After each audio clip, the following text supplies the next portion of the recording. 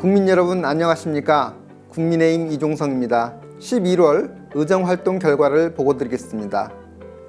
한 해의 마지막 달인 12월을 맞이하였습니다. 단계적 일상회복, 위드 코로나 체제의 시행과 함께 그동안 사회적 거리두기로 답답했던 일상이 어느 정도 완화되는가 싶더니 최근 들어 연일 4,000명을 넘나드는 확진자가 발생하면서 국민들의 우려를 자아내고 있습니다.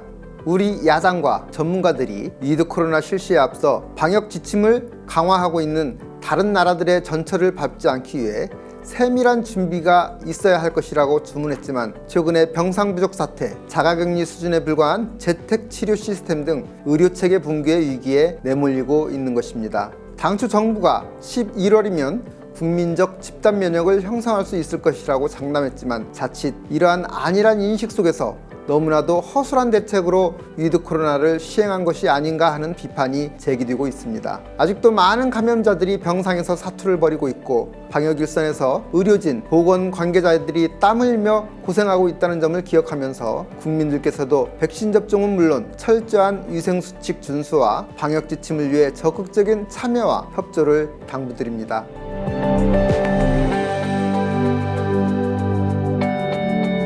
지난 26일에는 우리 당으로부터 21년 국정감사 우수의원으로 선정되어 수상을 하였습니다. 열심히 같이 노력해준 직원들에게 감사드리고 또한 현장의 목소리를 적극적으로 전달해주신 많은 직능단체 관계자 여러분께 감사를 드립니다.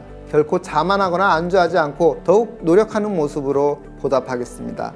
11월 국회는 국가의 내년도 예산을 심사하고 그동안 발의된 법안을 검토하는 시기입니다. 저 또한 보건복지위원회의 예산결산 소위원회 위원을 맡게 되어 예산심사에 참여했습니다. 먼저 코로나19의 장기화로 인한 방역대책과 의료체계 구축에 소요되는 보건의료 분야의 예산을 확대하는 데 의견을 모았으며 특히 부스터샷에 필요한 백신 확보와 함께 위드 코로나 체계의 핵심인 경구용 치료제 확보를 위한 예산을 충분하게 확보할 것을 주문하였습니다. 경구용 치료제는 코로나19의 게임 체인저로 인식될 만큼 코로나 국면을 전환시킬 수 있다고들 말합니다. 현재 머크, 화이자 등 글로벌 제약사들이 먹는 치료제 개발을 완료하였고 내년 2월경이면 우리나라에도 도입될 수 있을 것으로 예상됩니다. 백신처럼 각 나라들이 치료제를 선구매하기 위해 경쟁을 펼칠 것으로 예상되는 바 우리 정부도 우선 40만 명분의 치료제 선구매에 적극 나설 수 있도록 이에 따른 예산 증액이 필요하다고 의견을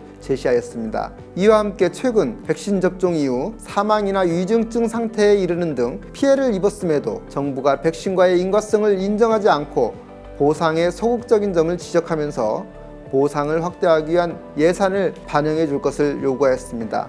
지난 국정감사에서도 문제점을 지적하였지만 지자체의 신속 대응팀에서 백신 접종과의 인과성이 있다고 판단하였음에도 중앙의 피해조사반에서 이를 부인하는 사례를 볼 때 이는 예산의 많고 적음의 문제가 아니라 인과성을 판단하는 데 있어 합리적인 기준 마련이 선행되어 억울한 국민들이 없도록 해야 함을 강조하였습니다. 사회복지 분야 예산에 대해서는 그동안 열악한 처우 속에서 묵묵히 사회복지 현장을 지키고 있는 사회복지시설 종사자들의 처우 개선 예산이 필요함을 주장하였습니다. 정부가 매년 사회복지시설 종사자들의 임금 가이드라인을 공시하고 있지만 정작 정부조차도 임금 가이드라인을 지키지 못해왔고 내년 예산도 이에 93% 수준으로 편성하여 종사자들의 헌신과 희생을 암묵적으로 강요하고 있는 것입니다.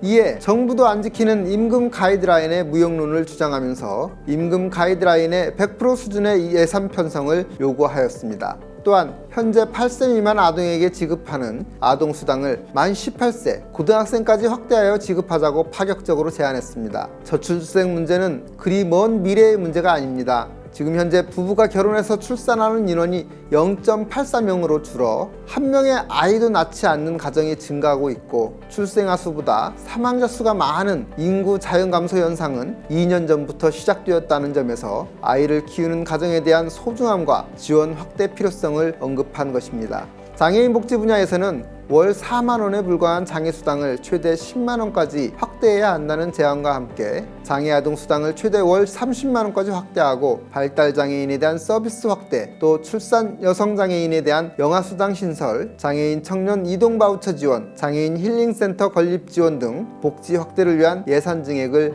요구하였습니다.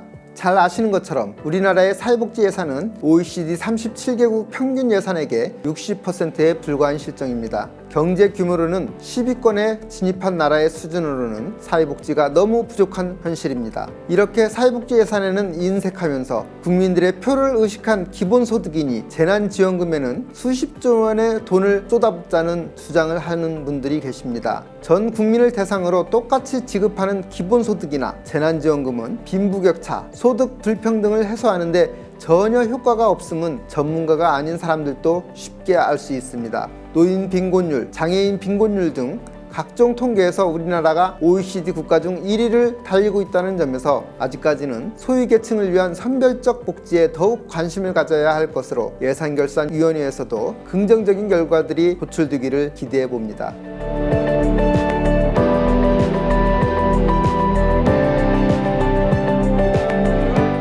올해 정기국회에서 처리해야 할 법안 심사가 진행되었습니다. 정말 많은 법안들이 발의되어 제가 소속된 제2법안 심사소위원회에 회부된 안건만 100여 건에 달했습니다. 암 환자들에 대한 고가의 치료비를 지원하기 위해 암기금을 설치하자고 발의한 암관리법을 비롯해 65세 이상 장애인들에게 활동지원 서비스를 제공하기 위한 법안 등에 대한 재논의가 있었습니다만 아쉽게도 처리되지는 못했습니다. 근본 법안 소위에서 다루어진 법안 중 주목할 사안은 그동안의 장애인복지법 체계를 장애인의 권리 보장의 측면에서 개편하고자 하는 법안들이 논의되었다는 점입니다. 장애인 권리보장법 제정안, 장애인복지법 전부 개정안이 상정되었지만 법안이 제정 법안인데다가 기존의 법 체계를 완전 재편하는 워낙 방대한 사안으로 향후에 공청회나 TF 성격의 소소위를 통해 집중적이고 종합적인 검토가 필요하다는 의견을 제시하면서 계속 논의하는 것으로 합의되었습니다. 법안에 대한 장애인 단체들의 의견이 각각 다르고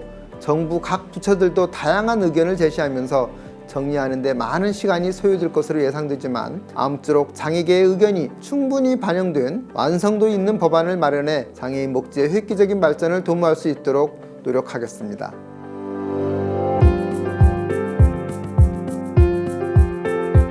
최근 단계적 일상회복, 위드 코로나 시행으로 방역 지침이 완화되면서 그동안 코로나로 인해 침체되었던 민간단체들의 활동이 활발해지고 있는 것 같아 매우 기쁘게 생각됩니다. 행사 참석 요청이 많아져 바빠지기는 했지만 현장에서 반가운 분들과 만나고 많은 얘기를 들을 수 있는 의미 있는 시간을 가질 수 있었습니다. 많은 행사 중에서도 특히 지체장애인의 날을 기념하기 위해 지난 11월 11일에 개최된 전국 지체장애인 대회는 그 의미가 더욱 크다고 할 것입니다. 올해로 21회째를 맞이하는 지체장애인의 날은 1년 중 일이 가장 많은 11월 11일로 21년 전 한국지체장애인협회 설립을 기념하는 날이기도 합니다. 2001년도에 제가 협회에 근무하면서 만든 기념일이기에 그 감회가 남다르다고 할 수 있겠습니다만 우리 사회가 지체장애인을 생각하면서 이해와 관심을 제고하기 위한 소중한 의미가 있다는 것을 기억해 주시기 바랍니다.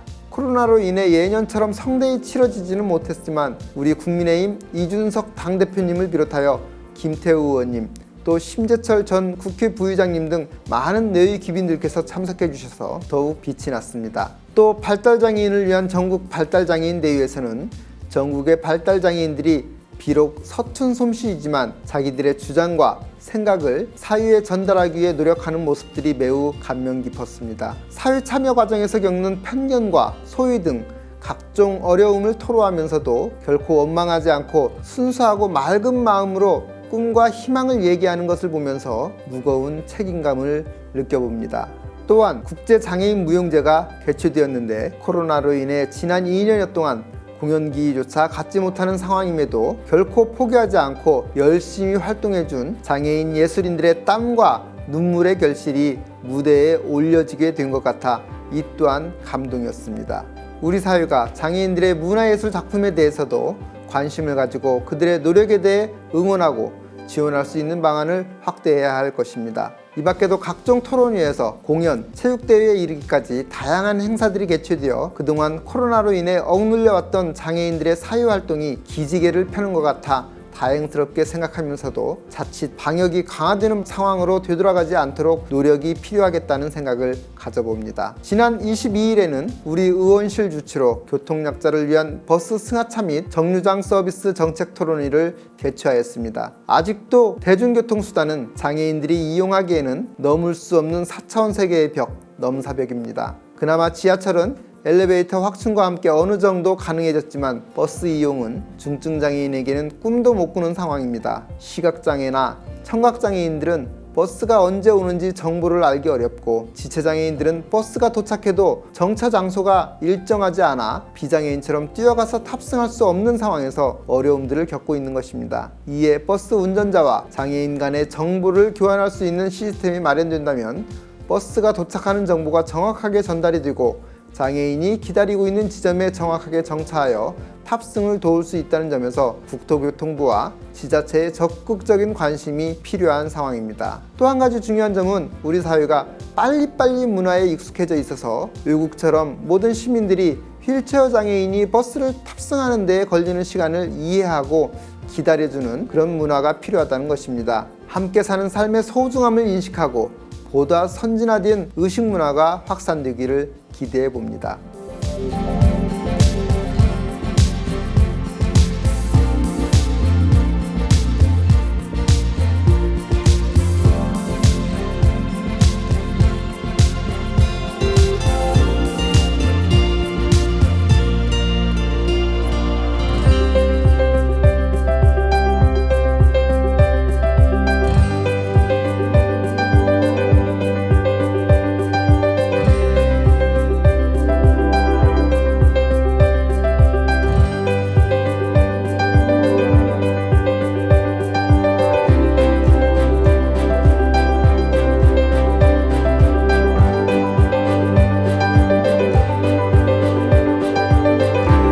12월을 맞이하였습니다. 시기적으로는 연말을 맞이하여 한 해의 결실을 수확하며 마감하는 시기이지만 이곳 정치권에서는 이제 시작이라는 분위기입니다. 지난 11월 5일 우리 국민의힘의 자랑스러운 20대 대통령 후보로 윤석열 후보가 당선되었습니다. 선거대책위원회 구성과 함께 대통령 선거의 본선이 시작된 것입니다. 현 정부 들어 소득주도 성장, 부동산 정책을 비롯한 많은 정책 실패로 인해 대다수의 국민들께서 정권 교체의 필요성을 절실하게 요구하고 계십니다. 이런 점에서 우리 국민의힘 윤석열 후보가 공정과 상식을 기반으로 한 자유민주주의 대한민국의 기틀을 바로잡고 국민 여러분들께서 염원하시는 정책으로 한 걸음 한 걸음 다가설 수 있도록 저 역시 맡은 바 소임에 최선의 노력을 다할 것을 약속드립니다. 아무쪼록 가족, 친지, 주변의 이웃들과 함께 가슴이 훈훈한 연말 연시 되시기를 기대합니다. 감사합니다.